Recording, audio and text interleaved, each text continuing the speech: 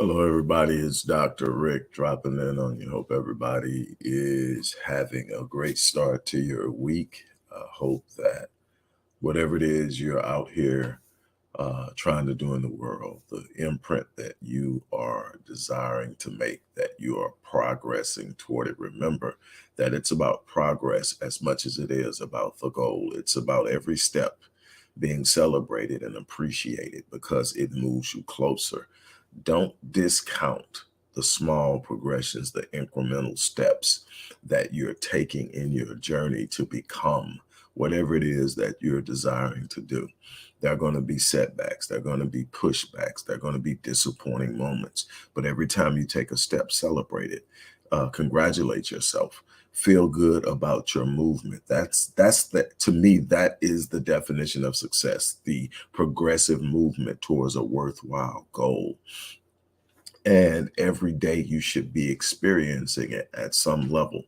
I'm going to always find something new to learn every day. That's my thing. Learn something every day, because if I learn something every day, I'm not the person that woke up. I'm somebody different. I've learned something. I've gotten a little bit more knowledgeable in an area. I've become a little bit more aware, which gives me greater capacity to do the things that I desire to do in this world. It's been a journey of incremental growth over time that has placed me in the position that I am now, and that gives me this great hope of what I am to become. And you're no different. You have no less of an opportunity to impact the world than me or any other person that you may be aware of or So hold your head up. If you're still breathing, you're still in the fight. Real quickly, I was asked by multiple people through comment sections and emails and a bunch of other stuff to extend this offer. So I've extended it to today. The 7-day online business launch course, which is one of my most popular courses, but it's also a course I really truly believe in because it's a mechanism of helping people create revenue streams that they don't have, but they can create it and they can control it and they can expand it and they can reuse it over and over again. And yesterday, maybe the day before, I announced that for those people who register for the 7-day online business launch course, which is an online course itself, but it teaches you how to create online businesses and launch them in 7 days from the moment you come up with the concept until you actually collect your first payment.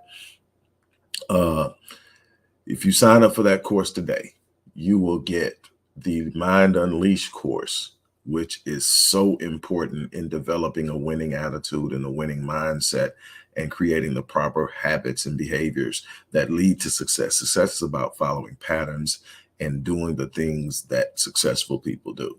Well, the Mind Unleashed is a course that gives you that. You're going to get that absolutely free. At first, we were charging $27, which is a major discount because it's a $599 course, but you're going to get it free. The big thing is until tonight at 11:59, you're going to also get the 18-month Path to Generational Wealth course, which is a course it took me years to do research and interviews and everything else to gather the knowledge of the brilliant minds who are winning at this game at the highest level and put it in a course. And that course is regularly priced at $2,595, $2,600. And you will get that course absolutely free when you sign up for the 7-day online business launch course, which is a way to generate revenue. That Path to Generational Wealth is about turning revenue into wealth and protecting that wealth and passing that wealth down. And it is extremely comprehensive. So I encourage you to take advantage of this offer. Again, I extended it because people were saying, hey, I need a little more time, whatever. And I really want people to do it. But it will come down at 11:59 tonight. So if you're serious about earning extra income or changing careers or moving in a different direction, you want to take the 7-day online course. If you want to really set you and your family up for long-term success, you will definitely benefit from the Path to Generational Wealth course. And everybody needs to understand the power of the mind, which we'll kind of venture off into in this session of Transformational Tuesday. Now moving on in. Today is Tuesday, so it's Transformational Tuesday. Those of you who have followed me for any time know that one of the things that I'm real big on is personal engagement and intentfulness, or being deliberate about how we change. Change is inevitable. Change is coming. You don't get to stop change, but what you can do is impact the change in your life by being intentional about how change happens. Being intentional about your growth. Your growth is what's going to determine your capacity to do the things that you want to do in your life. And you need to be intentional and deliberate about that. A lot of people are simply moving and flowing with whatever it goes. The ebbs and flows take you wherever you're going. You're either highly emotionally driven, or you tend to move along with what the status quo is. This is how everybody's doing it, so this is how I'm doing it. Or, man, it's going this way today, man, it's going that way today, and you're up and down. I want to talk to you about a part of transformation, which is focus. Now, normally I would probably do this on a Focus Friday, but I want to talk about transformation in the way that we control it. I want to introduce you to, on a very surface level, but something that can give you a true understanding of how your brain works. Your brain is the most powerful supercomputer on this planet. It has the ability to process billions of bits of information per second at a subconscious level. Even your conscious has the ability to process 2,000 bits of information per second. But obviously 2,000 bits versus billions is a big difference. And so what you have is this brain that has this unbelievable ability to do three basic functions that determine how you experience life. That is distort, delete, and generalize. So we tend to generalize everything. That's why we end up in this space where we'll take an experience and turn it into a total reality because we generalize. And that comes actually from what I call cognitive lethargy, or being cognitively lazy, not want to really break down and sit down and look and ask the right questions about an experience. You know, what does this mean? Am I viewing it in the right way? Could that be another way to view it? And we look at this and we see it, and we tend to just take our emotions at face value. We tend to take our emotions at face value, and then that becomes our reality for the moment. And then ultimately, if we don't correct it, it'll cascade. But what happens is we look at the brain, and the brain has this ability to process things. And look, so you say the conscious. The conscious is the things you're constantly aware of, right? So if you're listening to me right now, you're probably conscious to the fact that of what I'm saying, or at least most of it, you're taking it in. There are things going on around you right now that consciously you're not paying attention to. Now that I've mentioned it, you're probably picking up on a few things that's going on. The birds chirping outside, the cars passing, the AC running, a bunch of things that you tone out. I'll give you a prime example. Used to drive people crazy when I was working in the old house. Had my office in the old house. I would do videos, and the smoke alarm would chirp, and it would drive people crazy. They'd be in the comment boxes, change the battery. And what they didn't understand is there were multiple smoke alarms in that house. And no matter how many times you change them, it always seems to be one that was going out. And so what happens is, after hearing it a few times, the brain says it's not important. And what does it do? It moves it, or it deletes it, or it puts it in a place where your conscious isn't aware of it anymore. So it's chirping, but you don't hear it. Now, everybody else that's not familiar with it, their brains are actually chirping in on it because it's interrupting a train of thought that they're trying to intercept. And the brain does that. So the brain has the ability to delete. Now, what you'll find is the people who are happy all the time, what they tend to have trained their brain to do through experience or through actual hard work is they've trained their brain to delete the things they don't like. What does it mean? It means that the brain doesn't give it a lot of attention. The subconscious mind as well isn't giving it a lot of attention because the brain has not given it any influence. Because remember, the conscious mind can only process 2,000 bits of information per second. You've got billions flowing through your subconscious. There's no way your conscious mind can see all that, feel all that, take all that in, process all that, and you manage it. You would literally lose your mind. So what happens? The brain determines what's important to you. Your conscious mind, by focusing on things and giving it a sense of value, will tell your subconscious mind through your reticular activating system, which is a bundle of nerves at the base of your brain. It filters out what's important. That's how you go buy the car. And then when you get home and you're on your way home, it seems like everybody's driving the car you just bought. No, they were always driving it. It just wasn't important to you, or your brain didn't perceive it as being that important until you went out and spent money on it, which told your brain it was important. All of a sudden, you're excited about it emotionally, and now it has risen in area of ranking in your thoughts. So now you see it. Same thing with the shirt you bought, the purse you bought, whatever. That's how that works. So, but what happens with people who are happy, they've trained themselves to focus on the things that they're grateful for the things that make them smile, for the things that bring joy, for the things that open up doors. They're looking for answers. They're looking for solutions. They're anticipating something good happening. Those are the things they're focusing on. The other things in their lives are happening. That's one of the things I try to get people to understand when I work with people, is that nobody has this life where nothing goes wrong.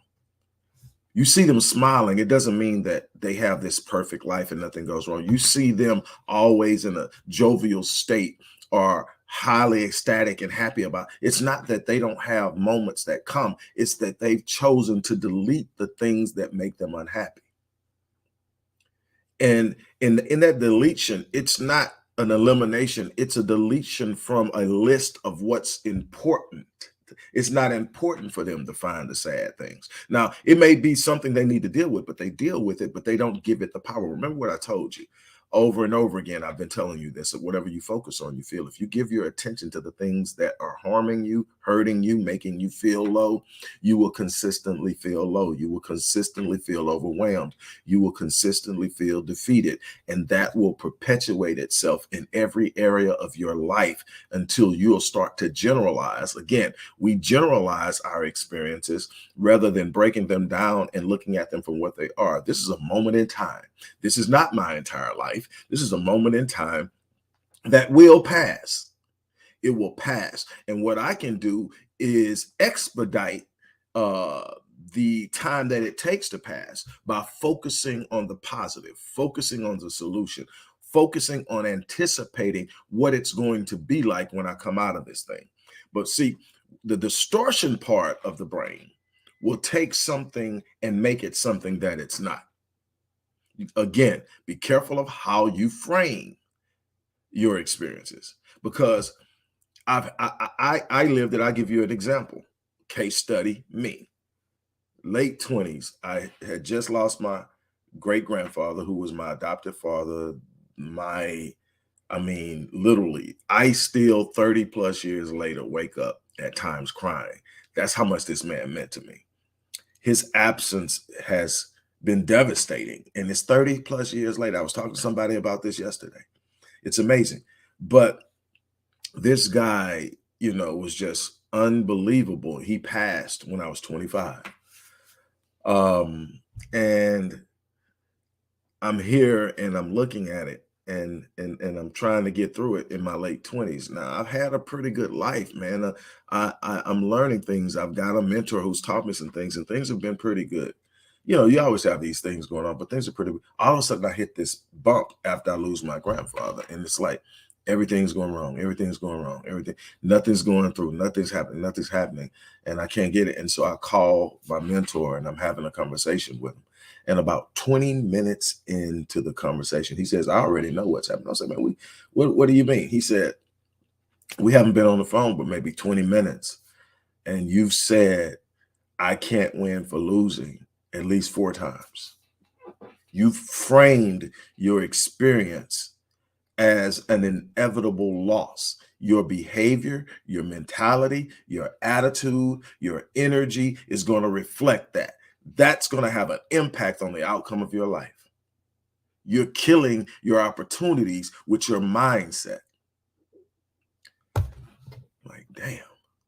But it's exactly what was happening. I had taken the hurt that I had, internalized it, didn't properly frame it, made it a generalization. Everything in my life sucks now because I lost my grandfather. No, I lost my grandfather that hurt, and that sucked. But everything in my life didn't suck, but I generalized. That's what the brain does when you have cognitive lethargy. If you don't take time to ask yourself one question, every time you deal with something that makes you uncomfortable, you need to ask yourself one question. What does this actually mean? And then when you ask yourself that question, other questions follow. When you ask yourself, what does it mean? Then you can sit up and say, am I processing it correctly? Am I interpreting it correctly? Am I overreacting to it? You've got to ask yourself these things. Why? Because the natural response is to feel and then behave and process based on the feeling, and not make use of this unbelievable brain we have to actually break down the situation, make it make sense, and then deal with it. Now, everything in life won't make sense, but a bunch of things we just tend to generalize. We distort it through improper framing and contextualization. Then we sit up and we generalize it when we actually should be deleting it. And when I say delete, I mean move it down the list, move it out of your conscious framing. Let your conscious focus on the things that can bring you joy. Let your conscious focus on the thing that can bring you happiness. Let your conscious focus on the thing that can change your financial situation. Let your consciousness focus on the things that can build stronger and better relationships. You should actually be focusing on the things that make you better. And this is something that I've had to work on myself with over and over the course of my life. And so I had this unbelievably challenging year, starting about this time last year, well, really April of last year, had this real challenging situation. And what I could have done is I could have played the victim card. What I could have done is I could have stood up and said, oh, woe, it's me. What I could have done is become intensively and severely critical of myself. What I could have done is a bunch of different things. What I decided to do is say, look, in this thing, I'm going to grow. What does it mean? Is it the end of the world? Because that's some things that will happen in your life that you'll feel like, oh my God, I can't go on. And you ask, is it really the end of the world? Or am I sitting up and I'm framing it wrong? This is the question you ask yourself. This is what you have to make your cognitive conscious mind understand. Where are we at? And then what you do is you train yourself through different practices, affirmations, journaling, guarding your self-talk, processive thinking, transformational vocabulary. You train yourself to focus on the positive and delete the negative. You're not ignoring what's going on that needs attention. You're simply not giving it the power to be the dominant force in your life. And when you make up in your mind that this is not going to be the dominant force in my life, then it automatically gets the proper processing force or energy, because now it's not this thing. When you sit up and you see something negative and it becomes the most prevalent thing, it becomes overwhelming. It creates anxiety. It creates stress. It creates a fight or flight response when there's nothing to fight or run from. That then you start living with chronic stress. Now your health starts to fail. Now you're stressing about your health starting to fail. And that's the cycle, because you gave power to a temporal moment in your life that didn't deserve that much energy. So you've got this brain that is capable of distorting things, deleting things, and generalizing things. The deletion thing is a thing you want to utilize right. The distortion thing you want to correct. You want to give proper framing. You want to ask the questions. What does it mean? Am I overreacting? Is there a solution? And the answer to that question is always yes. It might not be readily available or presenting itself to you at the moment, but it always exists. Before you ever realized there was a problem, the solution existed. And you have to understand that. What am I focusing on? Don't focus on the problem, focus on the solution. But you got to also understand that the brain will distort things, just place so, especially when you allow yourself to be emotionally driven. When you allow yourself to be emotionally driven people are people who have these highs and lows. You'll see them and they're extremely high, and then other times they're extremely low, and they are easily offended. Why? Because they are driven by their emotion. That the old-fashioned term is they wear their feelings on their sleeves. So everything offends them. The thing is, you've got to get out of that. You've got to get to a point where your emotions are what they're meant to be, an indicative mechanism to alert you to a current reality. If I'm angry, it normally means that I've been wronged in some way. If I'm sad, it means I've experienced loss. And on down the line, there are these different emotions from the lows to the highs, and they have meaning. Once you get the meaning, you interpret it and you ask yourself, am I overreacting? Is this emotion at this level appropriate? Or am I overreacting? Am I being led by my emotions in a way that's going to put me in a situation where I'm going to make a choice or a decision that's going to come back and bite me in the butt? And that's what we do consistently. We allow our emotions to put us in situations where we overreact, we make decisions and choices, we say things, do things that we later regret because we didn't manage our thought processes. We didn't take them. And the thing is, as powerful as your brain is, it's yours. It shouldn't be ruling. It should be responding to the way you demand it by way of conscious mind and subconscious. And that means you have to program your mind and your subconscious to show your brain how to react to things. This is a responsibility. And the problem is most of us are so trained to be emotionally charged that everything is about this. That's why when I get people who are a part of the Christian faith and they come to me and they're talking to me, and there's a cycle going and they don't even realize it's going, and it's been going for years. Here's the cycle. I go to church, pastor preaches, gives this unbelievable word. I get emotionally charged. I get emotionally excited. I call it motivation, but it's actually just being emotionally charged. And then what happens? I go out, and by the end of the day, Monday, I'm burnt out off of the emotion because emotions don't have longevity or endurance. They're not meant to be the force that drives you.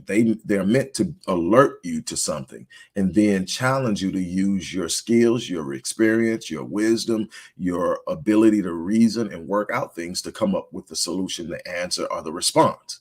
But when you are literally hoping that your emotions are going to get you there, it's not emotion that's going to get you through the week. It's proper processing and discipline that will get you through the week. But what happens with these people with this cycle is they go to church, pastor preaches them into this emotional stupor. They get excited. They say, I can. God's got me. And then they go out on Monday. And because they didn't process the message right, it's not that necessarily the message was wrong.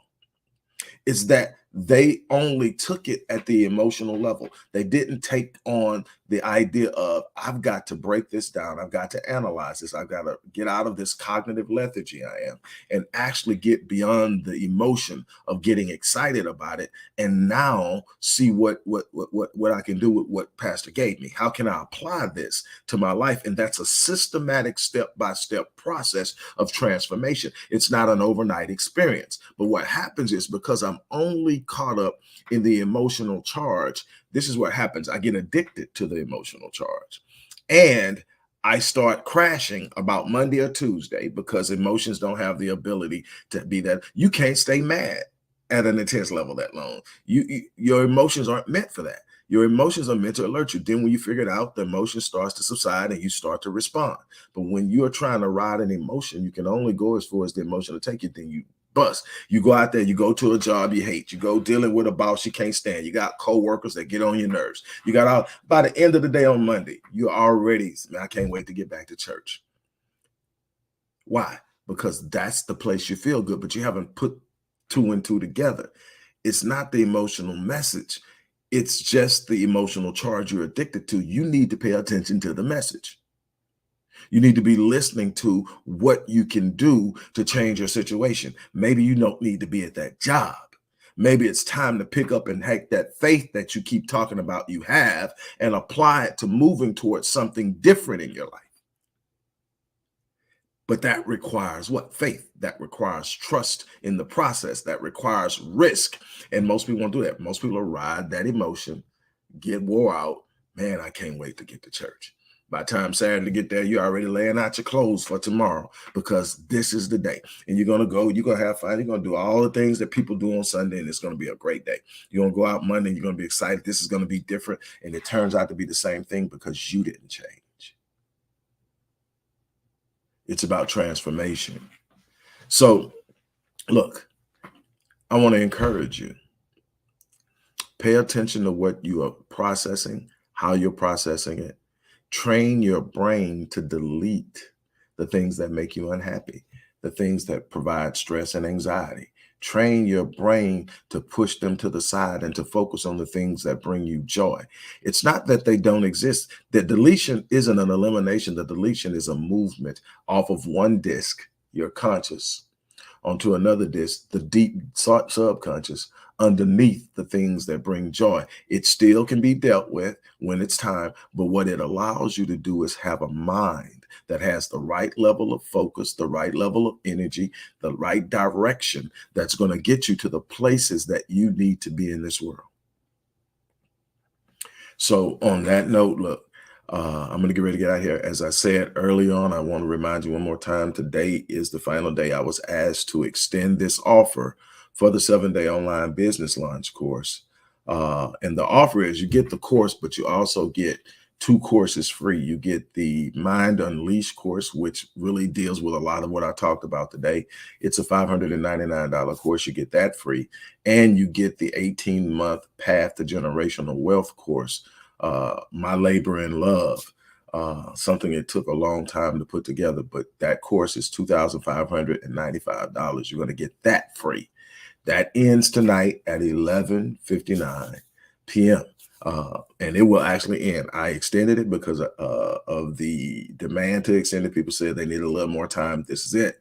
If you don't get it, something else will be out there later. But this offer to the Path to Generational Wealth course, to me, that's a life changer. It's an 18-month course. It's like taking a master's in life change in finance. It doesn't exist anywhere else. You can't get it. The people who are taking finance classes and getting Series 6 and Series 7 licenses don't have this total package. This is the big time winners' brains as I picked them over the years and put it into this course. It's worth every penny, and you're going to get it for free by signing up for something else you really need, is the ability to create your own streams of revenue despite whatever else is going on.